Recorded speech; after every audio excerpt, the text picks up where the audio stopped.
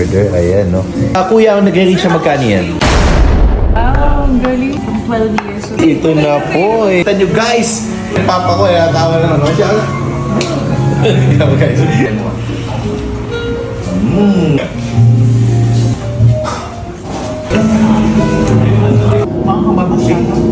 Hindi mo alam to.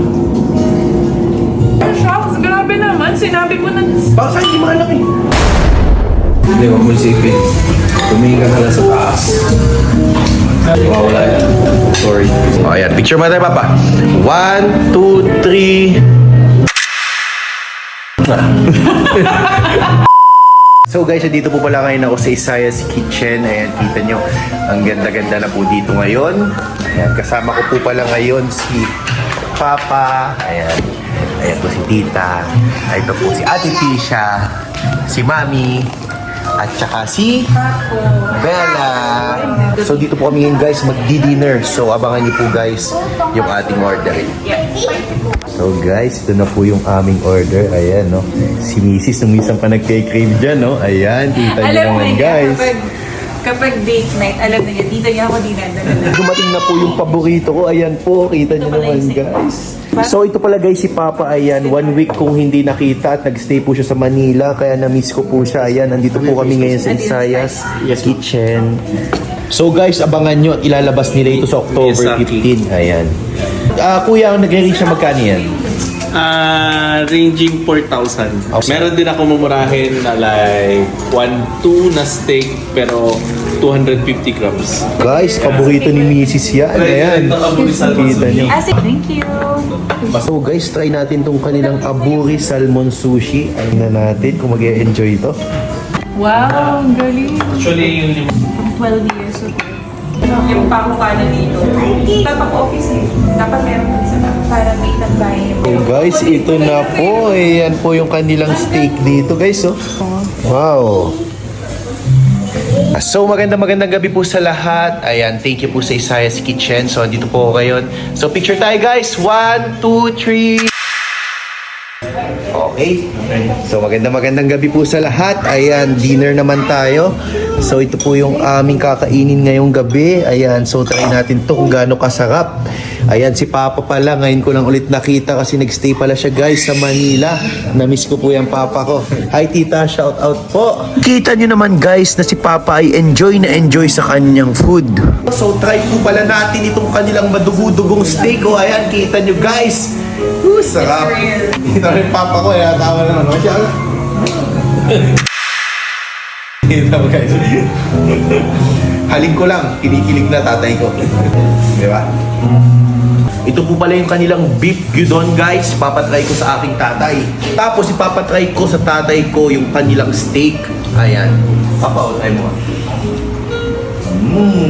So try natin yung kanilang steak guys. Oh.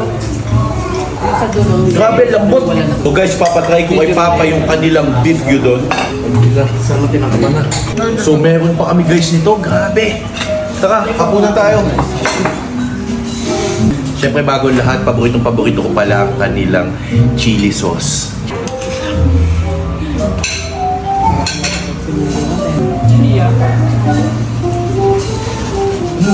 Grabe guys, sarap ng food nila.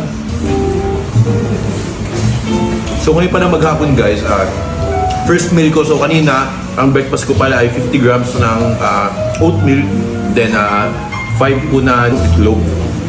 So ito na po yung ating last meal ngayong maghapon. Grabe.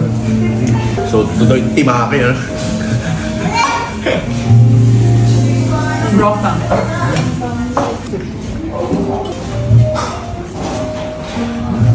So para sa aking tatay at para sa aking tita. Yan. Papa ko, Diba? Na-miss ko to. 1 week tong nawala sa akin eh. So walang napunta po sa bahay para kumain kasi nasanay na po ako tuwing umaga. Naano na po agad si Papa para mag-almusal. Tapos wala sa aming nagdadala ng ulam kasi sa umaga po, paga po yung gumising. Napunta po yun sa Lasalek. So shout out pala sa Lasalek. Ayan, napunta dyan yung tatay ko tuwing alas 6 ng maga, tapos bibili ng mga lutong bahay, tapos dadala niya kami. At kung iniisip niyo po na mamahaling restaurant pa ito, nagkakamali po kayo dahil hindi po siya ganun kamahal at hindi din po siya ganun kamura dahil sobrang worth it po ng ibabayad nyo sa sobrang sarap po ng food nila. Hindi ko kaya nga. Hindi mo alam to.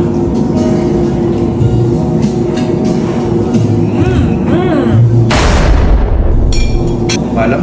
Bakit sila hindi? Ay, shocks. Grabe naman. Sinabi ko na... Bakit hindi mo alam eh?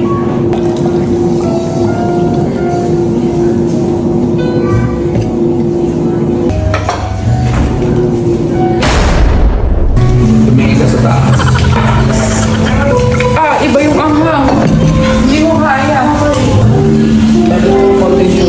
Hindi, huwag mo isipin. Tumingin ka na sa taas.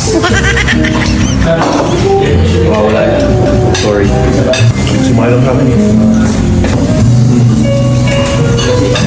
Thank you. Wait, thank you. Ano to?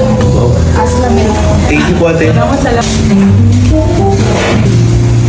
Yung palang technique, milk. Gusto na signal. Pareho sila na dito.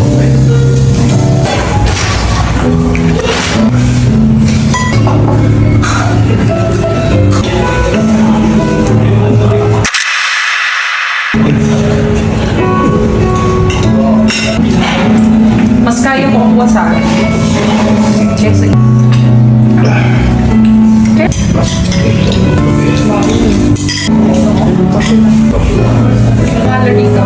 Grabe yung sarap.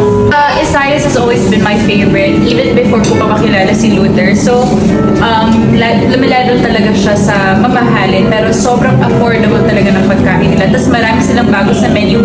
And in-improve nila yung gyudon nila. Kaya grabe. Sobrang sarap. At saka yung, kung sa ibang restaurants, makakatikim kayo ng salmon, pero hindi fresh. Dito lagi fresh. Kaya lagi kami dito kumakain. Tapos yung date nights namin, alam na ni Luther na kapag kakain kami, dito niya talaga ako tinatala. Favorite talaga namin. Lang guys, so tapos na po kami maghapunan. Kita nyo man magsalita ang Mrs. Cook. Ibang-iba sa pagsasalita ko, ano? Kita nyo pa akong manok na Tagalog. Ayan, kita nyo guys. So ito, tapos na po kami kumain at busog na busog Ay, po ako. ito bago to, no? This is new kasi usually in-order lang namin dito salmon sashimi at saka yung gankan. So ito, temaki, bago to. Pero sobrang sarap. Tapos yung salmon niya, hindi sa ibabaw lang.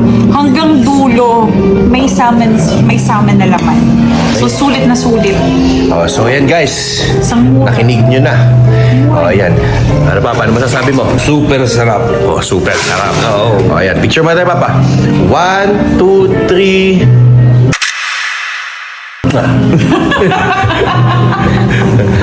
Nahiya tuloy siya. Gusto daw niya kinagawa.